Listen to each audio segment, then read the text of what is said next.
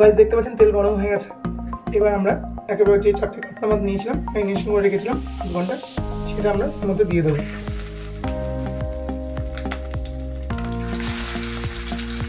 এটাকে ভালো করে ভেজে নেব। যেহেতু বাদশাহি কাতলা বানাচ্ছি, কারণ খেতে খুব টেস্ট লাগে।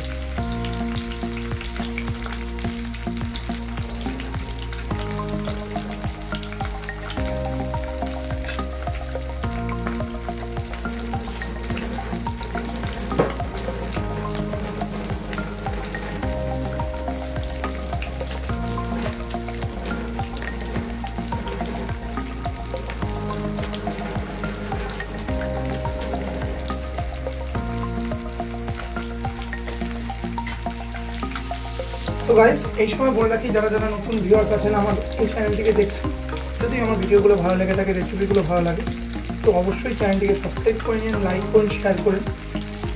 এবং এই রেসিপিগুলো বানাচ্ছি আমি আপনাদের জন্যই, এবং প্রতিদিন আমি চেষ্টা করি বিভিন্ন রকম রেসিপি আনার আপনাদের জন্য।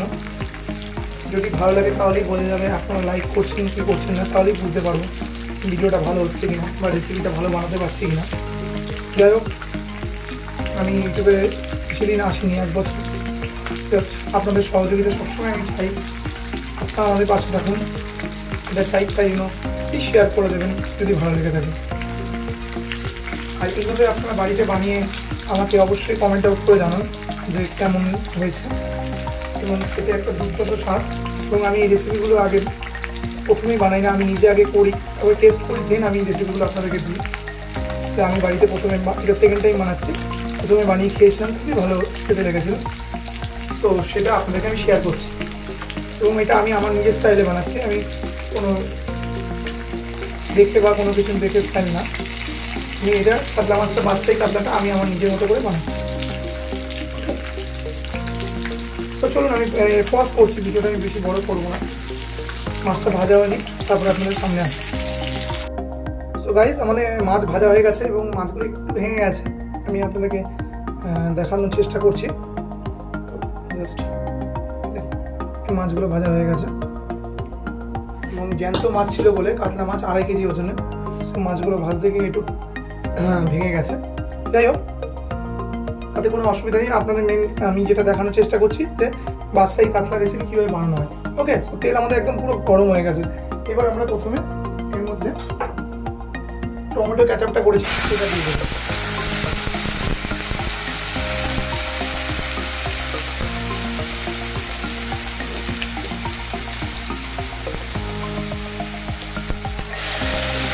মাছের তেলের মধ্যে দিয়ে দিচ্ছি।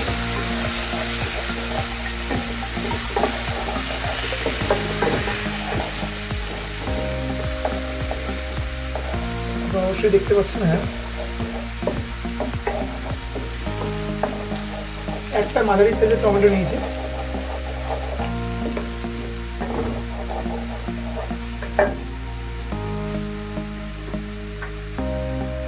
অল্প পরিমাণ নুন দিচ্ছি এখানে, নুনটা স্বাদ মতো দেবেন।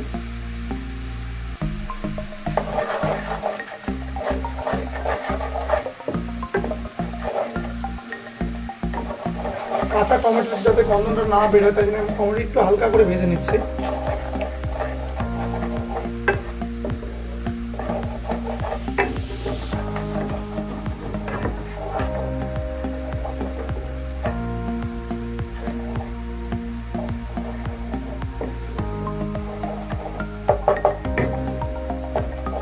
টমেটো ভাজা কমপ্লিট করে এবার এর মধ্যে আমরা পেঁয়াজ, আদা, রসুন যেটা বাটা সেটা দিয়ে দিচ্ছি। হ্যাঁ, 2টো মাঝারি সাইজের পেঁয়াজ নিয়েছি। হ্যাঁ, ওভেনে আঁচটা বাড়িয়ে দিলাম, তখন ধুয়োটা উঠছিল বলে তাই আঁচটা কমিয়ে দিয়েছিলাম।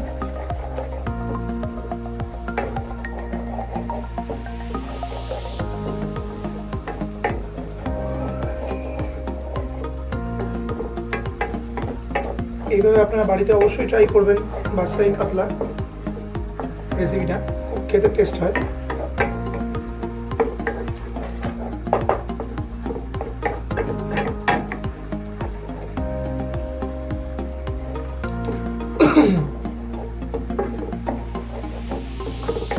দেখতে পাচ্ছেন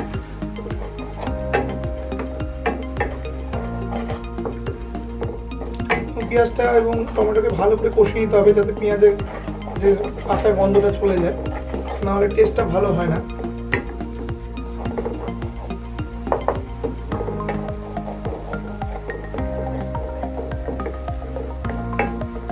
পেঁয়াজের থেকে হালকা করে যখন তেলটা ছাড়বে, তারপরে বাদবাকি ইনগ্রিডিয়েন্টসগুলো দিয়ে দেবো এর মধ্যে।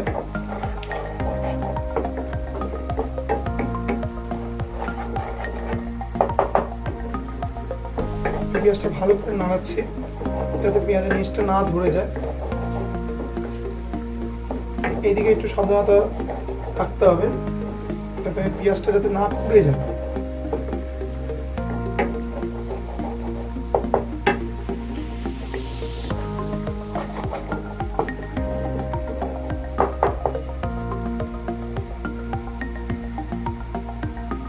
এবার আমরা একেবারে এক ইনগ্রিডিয়েন্টসগুলো দিতে থাকি। প্রথমে যে আনি আমরা হলুদ দেবই, তারপরে দেবো হচ্ছে গুঁড়ো লঙ্কা, তারপরে দেবো হচ্ছে জিরের গুঁড়ো। এই তিনটে জিনিস দেবো, দিয়ে জাস্ট ভালো করে একটা পেস্ট বানিয়ে নিচ্ছি, ভালো করে মেখে নিচ্ছি।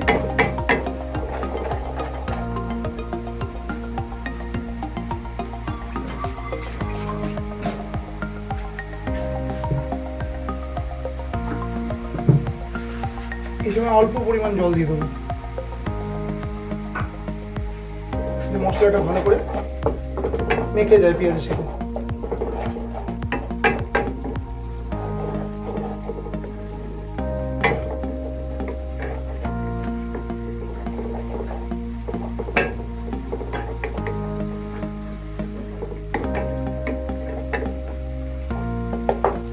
কিছুক্ষণের জন্য আমরা ছেড়ে দেবো এটাকে, জাস্ট পেঁয়াজের তেলটা বেরিয়ে যাক।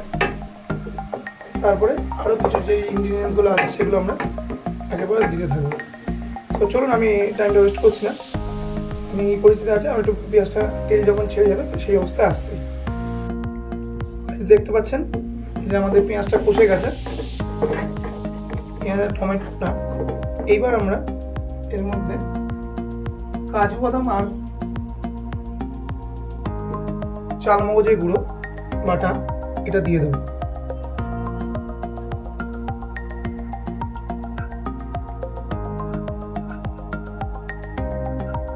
বাদশাহী কাতলা এটা দিলে গ্রেভিটা ভালো হয়।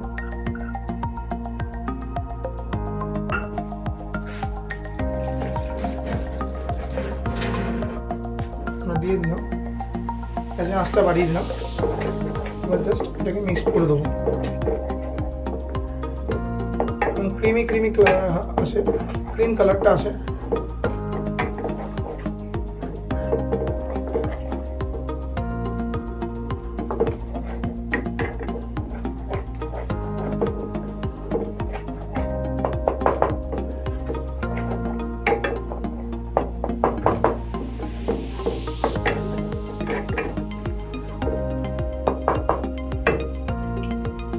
এবার আমাদের টক দই যেটা আছে, টক দই ফাটিয়ে রেখেছিলাম সেটা দিয়ে দিচ্ছি।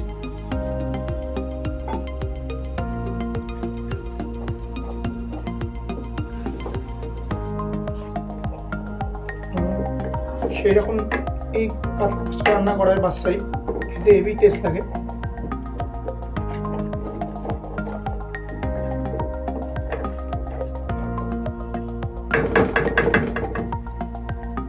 এটা রাখলাম।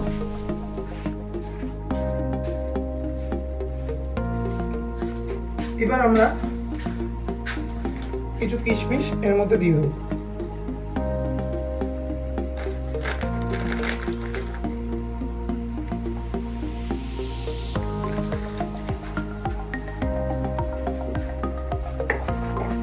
যেহেতু বলেছি আপনাদেরকে বাদশাহী কাতলা বানাবো এবং সেইভাবেই বানাতে হয়।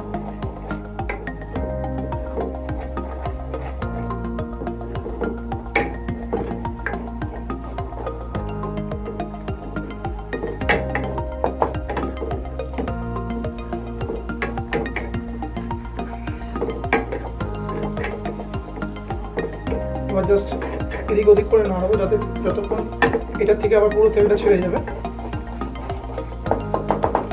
তারপরে আমরা এর মধ্যে কাশ্মীরি মির্চ ইউজ করব কালারের জন্য।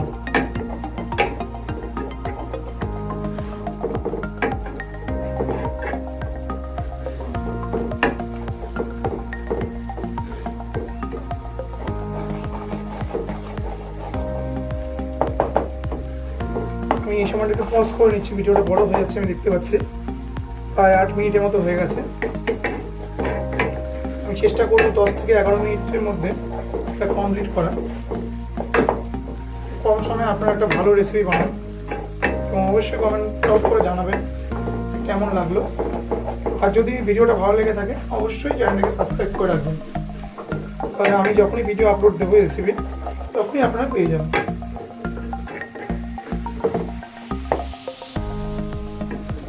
দেখতে পাচ্ছেন আমাদের কালারটা খুব সুন্দর এসছে। এবার আমরা এর মধ্যে কাশ্মীরি গুঁড়ো লঙ্কা দিয়ে দেবো, এতে কালারটা ভালো আসে।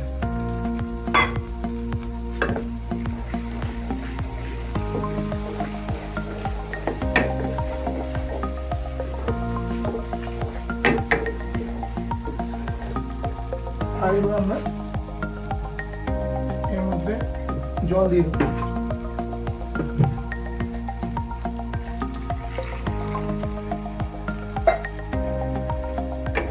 এতে গ্রেভিটা ভালো হয়।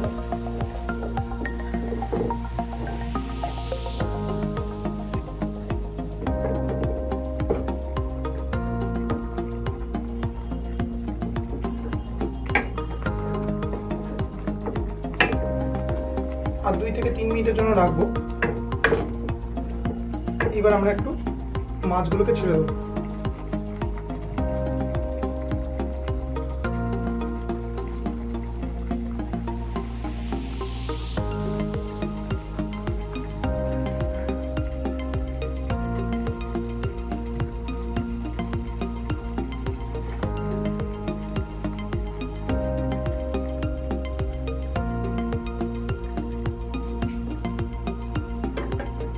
এবার আমরা একটু জল দেবো,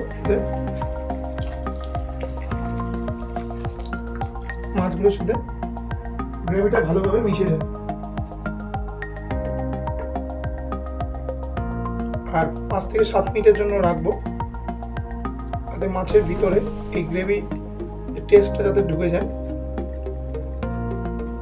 তাহলেই তৈরি হয়ে যাবে আমাদের বাদশাহী কাতলা।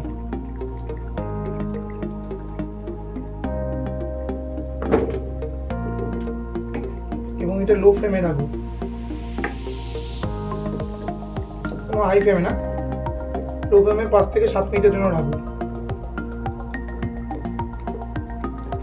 এই সময় আমরা নুন চেক করে নেবো ঠিক আছে কিনা।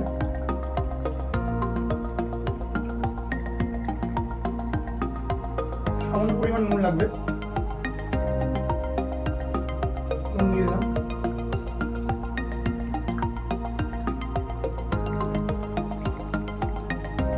বলেছিলাম একটা মাছ ভেঙে গেছে, এই মাছটা ভেঙে গেছিল, যেহেতু একদম জ্যান্ত মাছ নিয়ে এসেছি,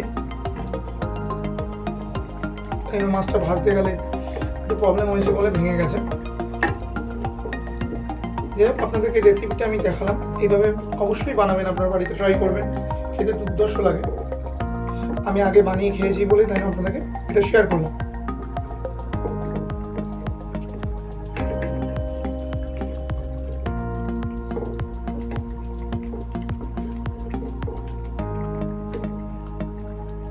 সো আমি পজ করছি, একদম শেষে আপনাদেরকে দেখাচ্ছি রেসিপিটা।